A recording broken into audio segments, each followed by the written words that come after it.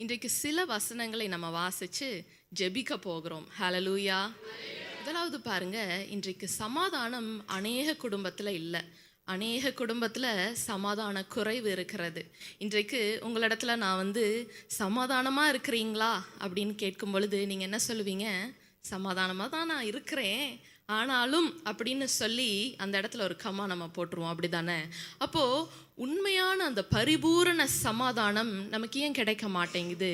ஒரு நாள் காலையில் எடுத்துக்கொண்டா அந்த நைட்டுக்குள்ளே பாருங்கள், ஏதாவது பிரச்சனை, ஏதாவது போராட்டம், ஏதாவது கவலைகள், ஏதாவது கண்ணீர் பாருங்க நம்மளை மேற்கொள்ளுகிறது. அந்த சமாதானத்தை நம்மளால் என்ன பண்ண முடியல? பரிபூரணமாக அனுபவிக்க முடியலையே. உலகத்தில் நமக்கு உபத்திரம் உண்டு தான், ஆனாலும் உலகத்தை ஜெயித்தேன் என்று அவர் நமக்கு சொல்லி கொடுத்துருக்கிறார், அப்படி தானே? அப்போது இந்த பூமியில் நமக்கு அவர் என்ன விட்டுட்டு போயிருக்கிறேன்னு சொல்லியிருக்கிறார் தெரியுமா? சமாதானத்தை உங்களுக்கு கொடுப்பேன் என்று கர்த்தர் சொல்லியிருக்கிறார். ஒரு வசனத்தை நம்ம வாசிக்கலாமா? யோவான் 14ஆம் அதிகாரம் 27ஆம் வசனத்தை நம்ம எடுத்து வாசிக்கலாம். யோவான் 14:27.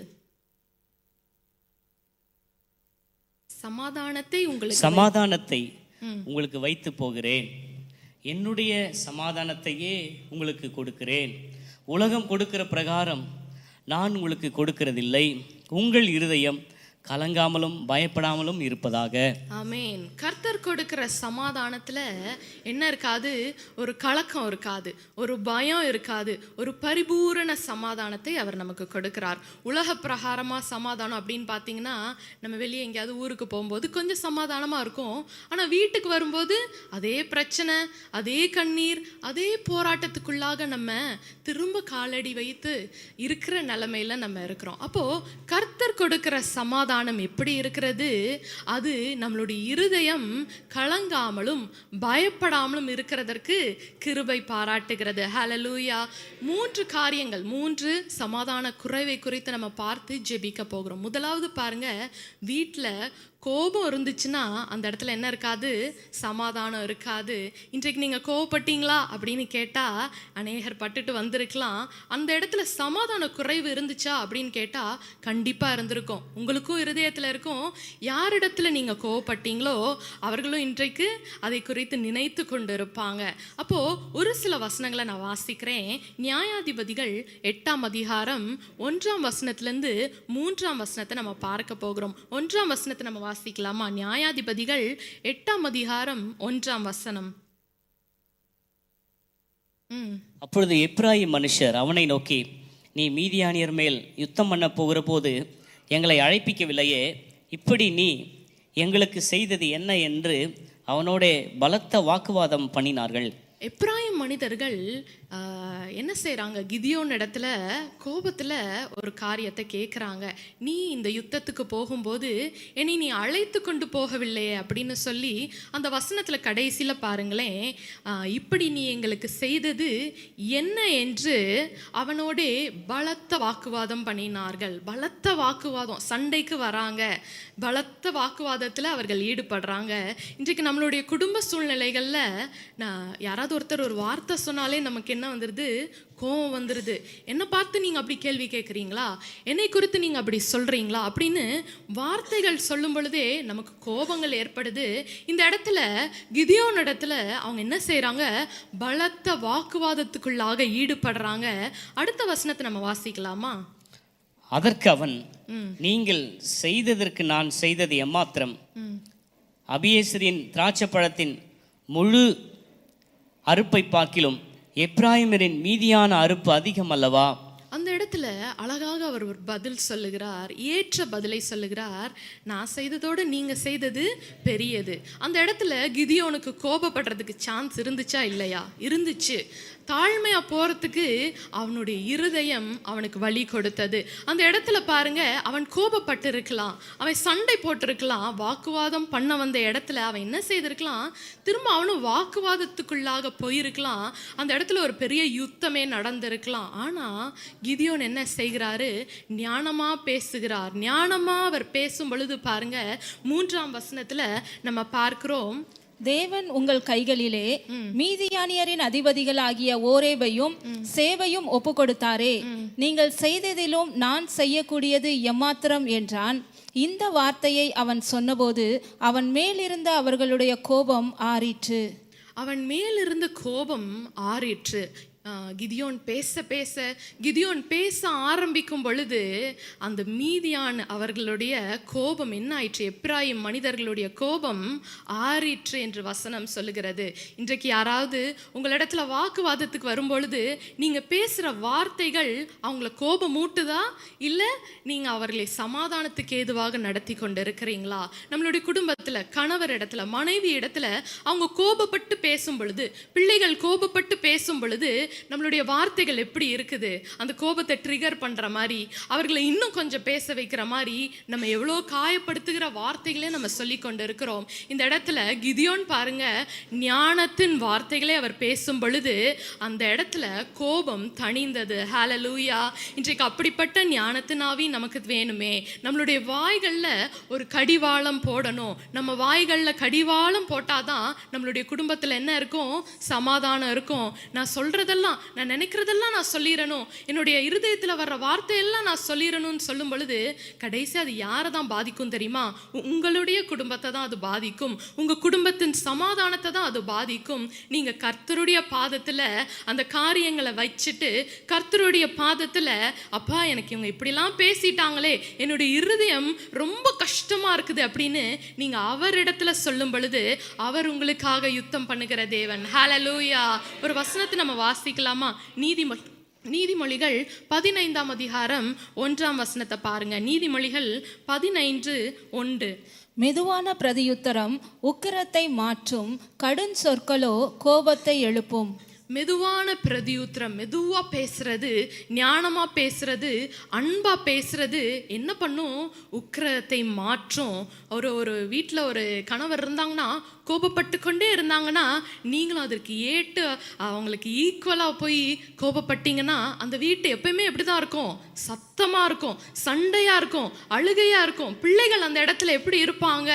கஷ்டப்பட்டு கொண்டு, ஐயோ தாய் தகப்பனார் இவ்வளோ சண்டை போடுறாங்களே, இவ்வளோ வேதனையாக இருக்கேன்னு சொல்லி அந்த பிள்ளைகள் அந்த இடத்துல வளர்ந்து கொண்டு இருப்பாங்க. ஆனால் இந்த இடத்துல பாருங்க, நீங்கள் மெதுவாக பேசும் பொழுது, நீங்கள் ஞானமாக பேசும் பொழுது, கர்த்தரிடத்துல நீங்கள் ஞானத்தை கேட்டு அந்த இடத்துல நீங்கள் ஒவ்வொரு வார்த்தைகளை சொல்லும் பொழுதும் கர்த்தர் அந்த இடத்துல ஒரு பெரிய மாற்றத்தை உங்களுக்கு கொடுப்பார். ஹல்லேலூயா! அடுத்தது பாருங்க, 15ஆம் அதிகாரம் 2ஆம் வசனத்துல சொல்லப்பட்டிருக்கிறது, ஞானிகளின் நாவு அறிவை உபயோகப்படுத்தும். இன்றைக்கு நம்ம அந்த நாவு அறிவை உபயோகப்படுத்தணும். நம்மளுடைய நாவு பேச பேச குடும்பத்தினர் இடத்துல, உறவினர் இடத்துல, வெளியில உங்கள இடத்துல பேசும் பொழுது எப்படி இருக்கணும்? அறிவா நம்ம பேச கத்துக்கணும். சில வார்த்தைகளுக்கு எந்த இடத்துல நான் பேசணும், எந்த இடத்துல நான் பேசக்கூடாது, எந்த இடத்துல நான் மௌனமா இருக்கணும், எந்த இடத்துல நான் பேசலாம் அப்படின்றத யார் உங்களுக்கு நடத்துவா? ஆவியானவர் உங்களுக்கு நடத்துவார். இப்படி நீங்க உங்களை ஞானத்தின் ஆவியை யூஸ் பண்ணும் பொழுது வீட்டில் என்ன இருக்கும்? சந்தோஷம் கண்டிப்பா இருக்கும். ஏன் இந்த சந்தோஷம் நிலைக்கலன்னு நம்ம நினைக்கும் பொழுது இந்த கோபத்தினால தான் நிலைக்கல. அந்த கோபத்தின் வெளிப்பாடுனால, நம்மளுடைய வாய்களில் வருகிற வார்த்தைகள்னால அது நிலைக்கல. ஹல்லேலூயா! நம்ம ஜெபிக்கலாமா?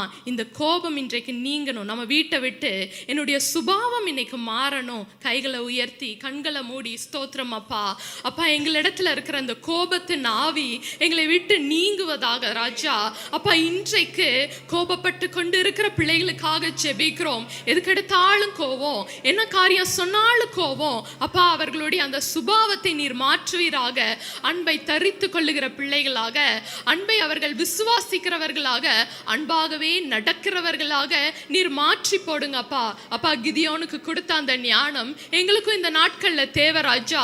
கிதியோனுக்கு நீர் செய்த அந்த அற்புதத்தை எங்களுக்கு செய்யுங்க ராஜா. அப்பா அதே போல எங்களுக்கு எதிராக பேசுகிற வார்த்தைகள், எங்களுக்கு எதிராக வருகிற வார்த்தைகளை அப்பா நாங்கள் இப்படி ஞானத்தினால மேற்கொள்ள, அறிவை கொண்டு மேற்கொள்ள எங்கள் நாவுகளை நீர் ஒரு கடிவாளத்தை போட்டு கொடுப்பீராக. நான் எந்த இடத்துல பேசணும், நான் எப்படி பேசணும், நான் யார் யாரிடத்துல பேசணும் அப்பா அந்த சமாதானத்தை என்னுடைய குடும்பத்துல காத்து கொள்ளுகிற பிள்ளையாக என்னுடைய நாவுக்கு ஒரு கடிவாளத்தை நீர் போடுவீராக ராஜா. அப்பா கோபப்பட்டு வீட்டுல இருந்து வெளியே போன பிள்ளைகளுக்காக நாங்க ஜெபிக்கிறோம். அப்பா ஒரு ஒப்புரவாக்குதலை நீங்க கொடுப்பீராக. அப்பா குடும்பத்தை நீர் இணைப்பீராக. பிரிந்து போன குடும்பங்களை அப்பா கோபத்தினால ஒரு பிரிவினை கொண்டு வந்த அந்த குடும்பங்களை இன்றைக்கு நீர் சேர்த்து கொடுப்பீராக ராஜா. உம்முடைய பாதத்துல நாங்க வைத்து ஜெபிக்கிறோம் அப்பா. கிதியோனுக்கு கொடுத்த அந்த ஞானம் அப்பா எங்களுக்கும் வேணும், அந்த சமாதானம் எங்களுக்கும் வேணும். உலகம் தரக்கூடாத சமாதானம், உலகம் கொடுக்க முடியாத சமாதானம் எங்களுடைய இருதயம் கலங்காமலும் அப்பா பயப்படாமலும் இருக்கணும். நாங்க வீட்டுல எங்களுடைய கூடாரத்துல தங்கி இருக்கும் பொழுது சமாதானத்தோட நாங்க வாசம் பண்ணணும் ராஜா. கண்ணீர் வேண்டாம், கவலை வேண்டாம், எங்களுக்கு சமாதானம் வேணும் அப்பா. உம்முடைய பாதத்துல அமர்ந்து நாங்கள் கெஞ்சி கேட்கிறோம் ராஜா. இந்த காரியத்தை நீர் செய்து முடிக்க போறதுக்காக உமக்கு ஸ்தோத்திரம். இயேசுவின் நாமத்தில் ஜெபிக்கிறோம் ஜீவனுள்ள நல்ல பிதாவே. அடுத்த ஒரு வசனத்தை நம்ம வாசிக்கலாம். சங்கீதம் 128 2ஆம் வசனம். சங்கீதம் 128ஆம் சங்கீதம் 2ஆம் வசனத்தை நம்ம வாசிக்கலாம். உன் கைகளின் பிரயாசத்தை நீ சாப்பிடுவாய், உனக்கு பாக்கியமும் நன்மையும் உண்டாயிருக்கும். ஹல்லேலூயா. இது கர்த்தர் நமக்கு கொடுக்கிற பெரிய ஆசீர்வாதம். கையின் பிரயாசத்தை நீ சாப்பிடுவாய், உனக்கு பாக்கியமும் நன்மையும் உண்டாகும் என்று வசனம் சொல்லுகிறது. நம்மளால கையின் பிரயாசத்தை சாப்பிட முடிகிறதா? இந்த நாட்கள்ல ஒரு சம்பளம் ஒரு மாசத்துக்கு ஒரு 10,000 வருதுன்னா அது 5ஆம் தேதிக்குள்ள காலி ஆயிருது. 5ஆம் தேதிக்குள்ள இஎம்ஐலாம் கட்டி முடிக்கிற சூழ்நிலை வருது. திரும்ப என்ன பண்றோம்? நம்ம கடன் வாங்குகிற சூழ்நிலைக்குள்ளாக தள்ளப்படுறோம். அப்ப கடன் இருக்கும் பொழுது அந்த வீட்டுல சமாதானம் இருக்குமா? கடன் பாரம் இருக்கும் பொழுது வீட்டுல ஒரு சந்தோஷம் இருக்குமா? ஐயோ நான் எப்படி இதை அடைக்க போறேன்னு தெரியலையே, இந்த பணத்தை நான் என்ன பண்ண போறேன்னு தெரியலையே அப்படின்னு சொல்லி இருதயம் கலங்கி கொண்டே இருக்கும். பிள்ளைகளுடைய ஃபியூச்சர் இருக்கும், கணவன் மனைவிக்கு நிறைய பிளான்ஸ் இருக்கும். அப்போ இந்த கடன் பாரம் பாருங்க, அன்றாட அந்த டே டு டே ஆக்டிவிட்டீஸை என்ன பண்ணுது? நம்ம சந்தோஷமா இருக்கிறதுக்கு கூட அது ஒரு சான்ஸ் கொடுக்க மாட்டேங்குது. அப்படிதானே? அப்போ கையின் பிரயாசத்தை நம்ம சாப்பிடுகிறதற்கு நான் என்ன செய்ய வேண்டும்? என்னுடைய கையின் பிரயாசத்தை நான் சாப்பிடும் பொழுது கண்டிப்பா வீட்டில் என்ன இருக்கும்? ஒரு சமாதானம் இருக்கும். ஒரு மாசத்துக்கு கர்த்தர் உங்களை மீதி எடுக்க வச்சா அது எப்படி இருக்கும்? அடுத்த மாசத்துக்கு அது கொண்டு போகும் பொழுது அது எப்படி இருக்கும்? அப்படிப்பட்ட ஆசீர்வாதத்தை தான் கர்த்தர் நமக்கு கொடுத்திருக்கிறார். ஹல்லேலூயா. ரூத்தின் புஸ்தகத்துல நம்ம பார்க்க போகிறோம். ரூத்து தன்னுடைய கணவனை இழந்து மாமியாரோட கூட அவ இருந்து கொண்டு இருக்கிற அந்த நாட்கள்ல ரூத் என்ன செய்கிறாள் என்று பார்க்கலாம். ரூத் 2ஆம் அதிகாரம் 2ஆம் வசனத்தை நம்ம வாசிக்கலாமா? ரூத் 2:2. மோவாபிய ஸ்திரீயான ரூத் என்பவள் நகோமியை பார்த்து, நான் வயல்வெளிக்கு போய் யாருடைய கண்களில் எனக்கு தயை கிடைக்குமோ அவர் பிறகே கதிர்களை பொறுக்கி கொண்டு வருகிறேன் என்றாள். அதற்கு இவள், என் மகளே போ என்றாள். ரூத்தை பார்க்கும் பொழுது பாருங்க, ரூத் நல்லா வாழ்ந்து கொண்டிருந்த ஒரு பெண். அவ தன்னுடைய கணவரை இழந்ததுக்கு அப்புறம் மாமியாரோடு இருக்கும் பொழுது சாப்பாட்டுக்கு என்ன செய்யறது அப்படின்னு யோசிச்சு அந்த இடத்துல பாருங்க, வசனத்துல 2ஆம் அதிகாரம் 2ஆம் வசனத்துல நம்ம பார்க்கிறோம், கதிர்களை நான் பொறுக்கி கொண்டு வரவா என்று சொல்லி கேட்கிறாள். இப்போ நம்மளுடைய வாழ்க்கையில சூழ்நிலைகள் மாறாக இருக்கும் பொழுது, கண்ணீரும் கவலைகளும் இருக்கும் பொழுது எஞ்சி வேலை பார்க்க முடியுதா? எஞ்சி உட்கார முடியுதா? ஒரு சோர்வின் ஆவி நம்மளை தாக்கி கொண்டு இருக்குது. அப்படிதானே? நல்லா இருக்கும் பொழுதே அநேகருக்கு சோர்வு இருக்குது. அப்ப ரூத்துடைய சூழ்நிலையை யோசிச்சு பாருங்களேன். அவ்வளோ கஷ்டத்தின் மத்தியிலும் அவ இருக்கும் பொழுது அவ என்ன செய்றா? கதிர்களை பொறுக்குகிறதற்காக அவ செல்கிறாள். அடுத்த ஒரு வசனத்தை பார்க்கலாமா?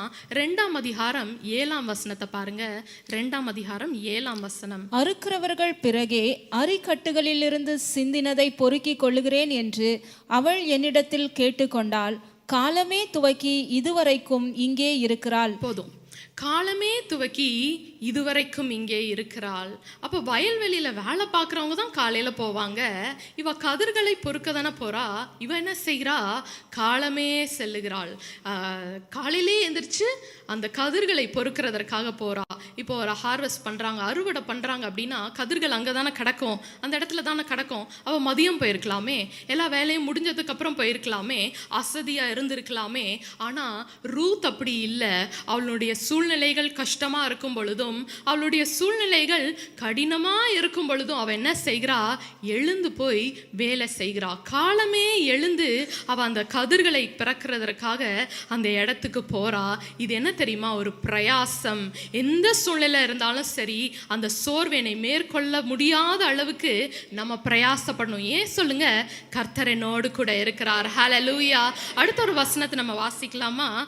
நீதிமொழிகள் 28:20 சொல்லப்பட்டிருக்கிறது, உண்மையுள்ள மனுஷன் பரிபூரண ஆசீர்வாதத்தை பெறுவான். அப்போ நம்ம உண்மையா ஒரு வேலைக்கு போகும் பொழுது, உண்மையா அந்த காரியத்துல இருக்கும் பொழுது, கர்த்தர் நமக்கு என்ன கொடுப்பாரு? பரிபூரண ஆசீர்வாதத்தை கொடுப்பார். மீதி எடுக்க அவர் கிருபை செய்வார். இப்போ ஒரு ஆஃபீஸ் இருக்குன்னு வச்சுக்கோங்களேன், உங்களுக்கு மேலே ஒரு மேனேஜர், ஒரு பாஸ் இருக்கிறாங்கன்னு வச்சுக்கோங்களேன். அவங்க பார்க்கும்போது தான் அநேகர் என்ன பண்ணுவாங்க? வேலை பார்க்குற மாதிரி நடிப்பாங்க. அவங்க திரும்பினதுக்கு அப்புறம் அவங்க என்ன பண்ணுவாங்க? ஐயோ வேலை பார்த்ததெல்லாம் போதும்னு கொஞ்சம் கொஞ்சம் ரெஸ்ட் எடுப்பாங்க. ஆனால் நீங்கள் ஒன்று நல்லா நினச்சிக்கணும், ஆண்டவர் உங்களை ஒரு நிமிஷம் கூட விடாமல், ஒரு செகண்ட் கூட விடாமல் உங்களை பார்த்து கொண்டே இருக்கிறாரு. அவர் உங்களை நியாயம் தீர்ப்பாது. அப்போ அவருடைய கண்கள்ல இருந்து நீங்க தப்பிக்கவே முடியாது. அப்போ மனுஷர்களுடைய கண்களை நம்ம ஈஸியா ஏமாத்திடலாம். ஆண்டவருடைய கண்கள்ல நம்ம கணக்கு கொடுக்கணும் ஒவ்வொரு நிமிஷத்துக்கும். ஏன்னா நம்மளுடைய கையின் பிரயாசம் நமக்கு யாரு கொடுத்தது? அவர் கொடுத்தது. அப்ப அந்த இடத்துல நம்ம எப்படி இருக்கணும்? உண்மையா இருக்கணும், உண்மையா வேலை செய்யணும். அந்த சொல்ற டைமுக்கு நம்ம போகணும், சொல்ற காரியங்களை நம்ம செய்யணும். அப்படி நம்ம செய்யாத பொழுது பாருங்க, நம்மளுடைய கையின் பிரயாசங்கள் ஆசீர்வதிக்கப்படாம போய்கொண்டு இருக்கிறது. இன்றைக்கு நம்மளுடைய வாழ்க்கையில் நம்ம என்ன செய்ய போகிறோம்? அந்த கையின் பிரயாசம் ஆசீர்வதிக்கப்பட நான் உண்மையாய் நடந்து கொள்ள போகிறேன். கர்த்தருடைய கண்களுக்கு முன்பாக, மனுஷருடைய கண்களுக்கு யாரும் நம்ம பண்ண வேண்டாம். கர்த்தருடைய கண்களுக்கு முன்பாக எல்லா காரியத்திலையும் நான் எப்படி இருக்கணும்? உண்மையா இருக்கணும். உண்மையா இருந்த அந்த ரூத்துக்கு கர்த்தர் கொடுத்த ஒரு பெரிய ஆசீர்வாதம் பாருங்க. 2ஆம் அதிகாரம் 14ஆம் வசனத்தை நம்ம வாசிக்கலாம். 2ஆம் அதிகாரம் 14. பின்னும் போவாஸ் சாப்பிட்டு வேளையில் அவளை பார்த்து, நீ இங்கே வந்து இந்த அப்பத்திலே புசித்து காடியிலே உன் துணிக்கையை தோய்த்துக்கொள் என்றான். அப்படியே அவள் அறுப்பறுக்கிறவர்கள் அருகே உட்கார்ந்தாள். அவளுக்கு வறுத்த கோதுமையை கொடுத்தான். அவள் சாப்பிட்டு திருப்தி அடைந்து மீந்ததை வைத்து கொண்டாள். ஹல்லேலூயா. அவள் சாப்பிட்டா, அவ திருப்தியா இருந்தா, மீததை எடுக்க கர்த்தர் கிருபை செய்தார். ஹல்லேலூயா. நம்ம உண்மையா இருக்கும் பொழுது கர்த்தர் நமக்கு பரிபூரண ஆசீர்வாதத்தை கொடுப்பாரு. ஏன் எனக்கு இன்னும் அந்த சமாதானம் கிடைக்கல, கையின் பிரயாசத்தினால என்னால் சாப்பிட முடியலையே நம்ம நினைத்து கொண்டு இருக்கலாம். இன்றைக்கு நம்ம கர்த்தர் இடத்துல ஒப்பு கொடுக்க போகிறோம். அப்பா, நான் வேலை பார்க்குற இடத்துல எப்படி இருக்க போறேன்? உண்மையா இருக்க போறேன். வேலை பார்க்குற ஸ்தானத்துல நான் உண்மையா உத்தமமா இருக்க போறேன். கடைசியில் ஆண்டவர் உங்களை எப்படி சொல்லி அழைப்பாரு தெரியுமா?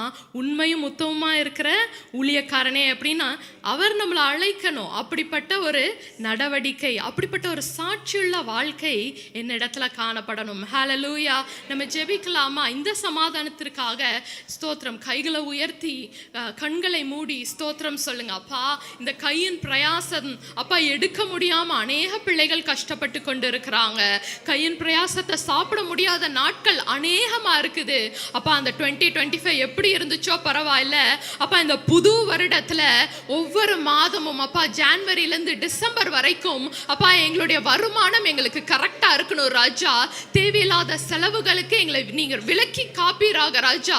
அப்பா, மெடிக்கல் செலவுகள் வேணாம், எக்ஸ்ட்ரா செலவுகள் எதுவுமே வேண்டாம். இயேசுவின் நாமத்துல அந்த பிசாசு கொண்டு வருகிற தேவையில்லாத செலவுகளை நாங்கள் ஆதம் பண்ணி போடுகிறோம் ராஜா.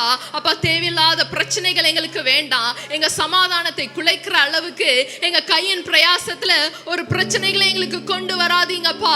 அப்பா, அதை சாப்பிட்டு திருப்தியா இருந்து அவர்கள் அடுத்த மாதத்திற்கு கொஞ்சம் எடுத்து கொண்டு போகிறதற்கு நீர் கிருபை பாராட்டுங்க ராஜா. அப்பா, அதே போல இன்டர்வியூஸ்க்காக வெயிட் பண்ற பிள்ளைகளுக்காக, கையின் பிரயாசத்துக்காக வெயிட் பண்ற பிள்ளைகளுக்காக நாங்க ஜெபிக்கிறோம். அப்பா, எப்படி பேசணும் இன்டர்வியூல, என்ன பதில் சொல்லணும் அப்படின்றத நீர் சொல்லி கொடுப்பீராக தகப்பனே. அப்பா, பிள்ளைகளுக்கு பிளேஸ்மெண்ட்ஸ்ல ஒரு நல்ல உயர்வை கொடுப்பீராக ராஜா. அப்பா, காம்படிட்டிவ் எக்ஸாம் எக்ஸாம் எழுதி கொண்டிருக்கிற பிள்ளைகளுக்காக ஜெபிக்கிறோம். வருஷம் வருஷம் எழுதி தோல்வி அடைஞ்சு அவளோட கையின் பிரயாசம் வீணாய் கொண்டு இருக்கிறதே ராஜா. அப்படிப்பட்ட பிள்ளைகளுக்காக நாங்க இன்றைக்கு ஜெபிக்கிறோம். அப்பா, வெளியரங்கமாய் நீங்க அந்த பிள்ளைகளை உயர்த்துவீராக. வெளியரங்கமாய் அவர்களுக்கு ஒரு மகிமை கொடுப்பீராக. அந்த பரீட்சையில பாஸ் ஆகிறதற்கு அந்த பிள்ளைகளுக்கு ஒரு பெரிய மகிமை நீர் கொடுப்பீராக ராஜா. கையின் பிரயாசம் எல்லாவற்றையும் நீர் ஆசீர்வதிப்பீராக. பிசினஸ்ல வருகிற தோல்விகளை இயேசுவின் நாமத்துல நாங்க அதம் பண்ணி போடுகிறோம் ராஜா. இப்படிப்பட்ட கொலைச்சல்கள் எங்களுடைய கூடாரத்துல வேண்டாம், கவலைகள் வேண்டாம், கண்ணீர்கள் வேண்டாம் ராஜா. அப்படியே நீ அப்பா எங்களை ஆசீர்வதிக்க போறதுக்காக நன்றி. கையின் பிரயாசத்தை ஆசீர்வதிக்கிற தேவனே, அப்பா உங்களை நோக்கி நாங்கள் பார்க்கிறோம், உங்களை நோக்கி நாங்கள் பார்க்கிறோம். எல்லா வீண் செலவுகள் இருந்தும் எங்களுடைய குடும்பத்தை காப்பீராக ராஜா. உம்முடைய பாதத்துல வைத்து நாங்கள் ஜெபிக்கிறோம் இயேசுவின் நாமத்துல, ஆமென். ஹல்லேலூயா. கடைசியாக ஒரு காரியத்துக்காக நம்ம பார்த்து ஜெபிக்க போகிறோம். நம்மளுடைய அடுத்த சமாதான குறைவு எதனால வருகிறது தெரியுமா? நம்மளுடைய என்னால தான். சொல்லுங்க, என்னால தான். நான் தான் பிரச்சனை. என்னுடைய கசப்பான இருதயம் பாருங்க சமாதானத்தை குறைக்க செய்கிறது. என்னுடைய குடும்பத்தில் நீங்கள் உங்களிடத்துல இன்னைக்கு ஏன் சண்டை வீட்டில் அப்படின்னு கேட்டால் நீங்கள் என்ன சொல்வீங்க? அவங்க தான், இவங்க தான், எங்கள் அப்பா தான், எங்கள் அம்மா தான், என்னுடைய தம்பி தான், என்னுடைய அக்கா தான்னு ஈஸியாக கை காட்டிடுவீங்க. ஆனால் ஒன்று நம்ம புரிந்து கொள்ளணும், என்னுடைய சமாதான குறைவு என்னுடைய குடும்பத்தில் என்னால் கூட நேரிடும். ஹல்லேலூயா. இன்றைக்கு அதை நம்ம என்ன செய்ய போகிறோம்? ஜெபித்து கர்த்தரிடத்துல ஒப்பு கொடுக்க போகிறோம். முதலாவது நம்ம ஒரு வசனத்தை வாசிப்போமா? எபிரேயர் 12ஆம் அதிகாரம் 15ஆம் வசனத்தை நம்ம வாசிக்க போகிறோம். எபிரேயர் 12:15. ஒருவனும் தேவனுடைய கிருபையை இழந்து போகாதபடிக்கும் யாதொரு கசப்பான வேர் முளைத்தெலும்பி கலக்கம் உண்டாக்குகிறதினால் அநேகர் தீட்டுப்படாதபடிக்கும். போதும். ஒருவன் தேவனுடைய கிருபையை இழந்து போகாதபடிக்கு, அவனிடத்துல தேவனுடைய கிருபையை இழக்கிறதற்கு நம்மளிடத்துல என்ன இருக்கும் தெரியுமா? கசப்பான வேர் இருக்கும். ஆண்டவருடைய கிருபை அளவில்லாமல் அவர் ஊற்றிக்கொண்டே இருப்பாருன்னு நமக்கு வசனம் சொல்லுது. ஆனால் அந்த கிருபையை போக்கடிக்கிறதற்கு நம்ம கிட்ட இருக்கிற ஒரு டேலண்ட் என்னது? அந்த கசப்பான வேர். அந்த டேலண்ட்லாம் நமக்கு தேவை கிடையாது. இன்றைக்கு அந்த காரியம் நமக்கு தேவை கிடையாது. அந்த இருதயத்தை நம்ம மாற்றி போடணும். ஹல்லேலூயா. அந்த கசப்பான வேர் பாருங்களேன், வேர் எங்க இருக்கும்? அடியில இருக்கும். வெளியே தெரியாது. வெளியே நல்லா பேசுவாங்க, வெளியே நல்லா தான் இருப்பாங்க. அடியில் இருக்கிற வேர் ஒரு நாள் என்ன பண்ணும்? வெளியே வரும். அது கனிகள் கொடுக்கும் பொழுது கசப்பான கனிகளை கொடுக்கும். இந்த வசனத்துல சொல்லப்பட்டிருக்கிறது, அந்த வேர் பாருங்க கலக்கத்தை உண்டாக்குகிறது. உங்களுடைய குடும்பத்துல அந்த வேர் கலக்கத்தை உண்டாக்கும். அடுத்தது பாருங்க, அநேகர் தீட்டுப்பட்டு போவார்கள். இன்றைக்கு உங்களுடைய இருதயத்துல இருக்கிற கசப்பு, தாய்மார்களா இருந்தீங்கன்னா ரொம்ப கவனமா இருக்கணும். உங்களுடைய இருதயத்துல உள்ள கசப்பு உங்க கணவரை தீட்டுப்படுத்தும், உங்க பிள்ளைகளை தீட்டுப்படுத்தும், உங்களுடைய சந்ததியை அது தீட்டுப்படுத்தி விட்டுறதா இருக்கிறது. இன்றைக்கு அப்படிப்பட்ட ஆசீர்வாதத்தை நம்ம பிள்ளைகளுக்கு கொடுக்க கூடாது. சந்ததியாய் நம்ம கிருபைகளை தான் சேர்த்து வைக்கணும். கசப்பான இருதயத்தை நம்ம என்ன பண்ணணும்? வேரோடு அழித்து போட்டுறணும். ஹல்லேலூயா. அந்த கசப்பான வேர் அநேகரை தீட்டுப்படுத்தும். நம்ம சுற்றியுள்ள எல்லாரையும் தீட்டுப்படுத்தும். யாரை குறித்து நம்ம பேசுகிறோமோ அவங்கள தீட்டுப்படுத்தும். இப்போ ஒருத்தரை பார்த்தீங்கன்னா அவங்கள இடத்துல பேசிங்கன்னா எதுவும் தெரியாது. ஆனால் அவங்கள பற்றி யாராவது உங்கள்கிட்ட காதில் தப்பாக சொல்லிகிட்டே இருந்தா, அவங்கள குறித்து ஏதாவது குறைகளை சொல்லிகிட்டே இருந்தா உங்களுடைய கண்ணோட்டம் எப்படி இருக்கும்? மாறிவிடும். அப்போ உங்களுடைய கசப்பான வேர் மற்றவர்களுக்கு என்ன பண்ணுது? பின்தொடருகிறது. இன்றைக்கு கசப்பான வேர்களை நம்ம அகற்ற வேண்டும். ஹல்லேலூயா. ஒரு வசனத்தை நம்ம வாசிக்கலாமா? கொலோசையர் 3ஆம் அதிகாரம் 13ஆம் வசனத்தை வாசிக்கலாம். கொலோசையர் 3:13. ஒருவரை தாங்கி ஒருவர் பேரில் ஒருவருக்கு குறைபாடு உண்டானால் கிறிஸ்து உங்களுக்கு மன்னித்தது போல ஒருவருக்கொருவர் மன்னியுங்கள். ஒருவருக்கொருவர் மன்னியுங்கள். மன்னிக்க கத்துக்கணும். இன்னைக்கு நம்ம கசப்பான வேர் இருக்கிறது உண்மைதான். கசப்பான வேர் வரதான் செய்யும். ஒரு 2 பேர் குடும்பத்துல இருந்தா குறைபாடுகள் இருக்குமா இருக்காதா? 50-50% தான் இருக்குமா? இல்ல. ஒரு நாள் 60% இருக்கும், ஒரு நாள் 90% இருக்கும். எல்லாரும் ஈக்குவலா இருக்க முடியாது. அப்போ அந்த குறைகளை நம்ம என்ன பண்ணணும்? நம்ம நம்ம ஏற்றுக்கொள்ளணும், மற்றவர்களை நம்ம மன்னிக்கணும். மன்னிக்கும் பொழுது பாருங்க, அந்த கசப்பான வேர் நம்மளை விட்டு நீங்கி போகும். ஹல்லேலூயா. இந்த வசனத்தில் சொல்லப்பட்டிருக்கிறது, ஒருவர் பேரில் ஒருவருக்கு குறைபாடு உண்டானால் குறைவுகள் இருக்கும் தான், வாழ்க்கையில் குறைவுகள் கண்டிப்பாக இருக்கும். அந்த நேரத்தில் நம்ம என்ன செய்யணும்? ஒருவரை ஒருவர் மன்னியுங்கள். ஒருவருக்காக ஒருவர் என்ன பண்ணுங்க? ஜெபம் பண்ணுங்க. கர்த்தர் அந்த குறைவுகளை மாற்றி போடுவார். ஹல்லேலூயா. நம்ம இதற்காக ஜெபிக்கலாமா? இந்த கசப்பான வேர் என்ன செய்திடக்கூடாது? நம்ம சந்ததிக்குள்ள பாய்ந்திடக்கூடாது. இந்த கசப்பான வேர் என்ன செய்திடக்கூடாது? நம்மளுடைய சமாதானத்தை அழித்து போட்டுறக்கூடாது. ஹல்லேலூயா. நம்ம ஜெபிக்க போகிறோம். ஹல்லேலூயா. கைகளை உயர்த்தி கண்களை மூடி ஸ்தோத்திரம் சொல்லிட்டே இருங்க. ஆண்டவரே, இந்த கசப்பான வேர் என்னிடத்துல இருக்கக்கூடாது ராஜா. இந்த கசப்பான வேரை நீர் நீக்கி போடுவீராக தகப்பனே. அப்பா, மன்னிக்கிற குணத்தை எனக்கு தாங்க. அவங்க எனக்கு தப்பு செஞ்சது உண்மைதான், அவங்க என்ன இது பண்ணது உண்மைதான், அவங்க என்ன பேசினது உண்மைதான். ஆனா நான் அதற்காக அந்த கசப்பை நான் சுமந்து கொண்டு போகிறது இல்ல, நான் அதை சுமந்துட்டு போக போறது இல்ல. உம்முடைய பாதத்துல நான் வைத்து ஜெபிக்கிறேன் அப்பா. உங்க இருதயத்தில் உள்ள கசப்ப ஆண்டவர் இடத்துல சொல்லுங்க. உங்க இருதயத்தில் உள்ள வழிகளை ஆண்டவர் இடத்துல சொல்லுங்க. அவர் எனக்காக யுத்தம் பண்ணுகிற தேவன், அவர் எனக்காக சகலத்தையும் செய்து முடிக்கிறவர், என்னுடைய மீட்பர். அவர் உயிரோடு இருக்கிறாரே, அவர் எனக்காக யுத்தம் செய்வார். இன்றைக்கு யாருடைய இருதயத்துல அந்த கசப்பு வேரோங்கி இருக்கிறதோ, ஐயோ தலையோங்கி இருக்கிறதோ, இன்றைக்கு அதை அழிக்க இயேசுவின் நாமத்துல நாங்க ஜெபிக்கிறோம் ராஜா. அந்த கசப்பான வேர் இன்னைக்கு நீங்கி போவதாக. மன்னிக்கிற குணத்தை நீர் கொடுப்பீராக அப்பா. நீங்க அன்பை தரித்தவராய், அன்பை நடந்தவராய் நீர் இருந்தது போல வாழ்க்கையில முழுவதும் அப்பா நாங்க அன்பிலே இருக்கிறதற்கு, அன்பை தரித்துக் கொள்ளுகிறதற்கு, மற்றவர்களை சீக்கிரமாக மன்னிக்கிறதற்கு அப்படிப்பட்ட குணத்தை இன்றைக்கு நீர் கொடுப்பீராக. என்னுடைய இருதயத்தை நீர் புதிதாக்கி போடுவீராக ராஜா. உம்முடைய பாதத்துல நாங்க வைத்து ஜெபிக்கிறோம் அப்பா. இந்த கசப்பு இனி வேண்டாம், என்னுடைய பிள்ளைகளுக்கு இந்த கசப்பு வேண்டாம் அப்பா. சந்ததி சந்ததியா உம்மை சேவிக்கிற பிள்ளைகளாய் நாங்க இருக்கணும். கசப்பின் வேற இன்னைக்கு அகற்றி போடுகிறோம் அப்பா. எங்க வீட்டுல இன்றைக்கு அப்படிப்பட்ட சமாதானத்தை நீர் கொடுப்பீராக ராஜா. கசப்பில்லாத சமாதானம், ஒரு பரிபூரண சமாதானம் கர்த்தர் கொடுக்கிற அந்த இருதயத்துல பயம் இல்லாத, கலக்கம் இல்லாத அந்த சமாதானத்தை இன்றைக்கு நீர் கொடுப்பீராக ராஜா. அப்படி நாங்கள் ஜெபிக்கிறோம். நாங்க இன்றைக்கு வீடுகளுக்குள்ளாக கடந்து செல்லும் பொழுது ஒரு சமாதானத்தின் ஆவி எங்களை ஆட்கொள்ள கடவுதப்பா. எங்களுடைய கூடாரத்தின் மேல உம்முடைய பிரசன்னம் இருப்பதாக ராஜா. சமாதானத்தை நீங்கள் எங்களுக்கு கட்டளையிட போறதுக்காக உமக்கு ஸ்தோத்திரம். இயேசுவின் நாமத்தில் ஜெபிக்கிறோம் ஜீவனுள்ள நல்ல பிதாவே.